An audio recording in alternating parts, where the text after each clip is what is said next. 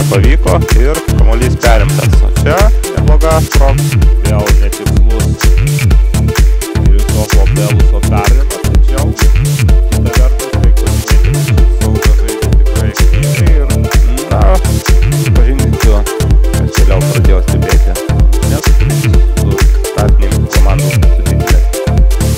Varžovai kad neblogai valdo kamuolį, neblogai mato aikštę. Aišku, ne viskas pavyksta. O čia galima taip ir prisižaisti.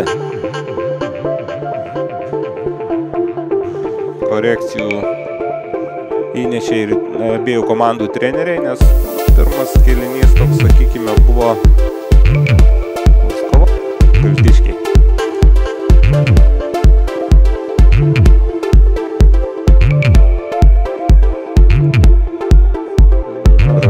Įdomu, gražu. Jų kombinacija. Bangos futbolininkai taip pat gan Artiomas Stioška. Tikrai gavosi gražus ir nedaug trūko, kad būtų nukrapštytas voratinklis nuo Dainavos viršutinio kampo. Prasus patikiu.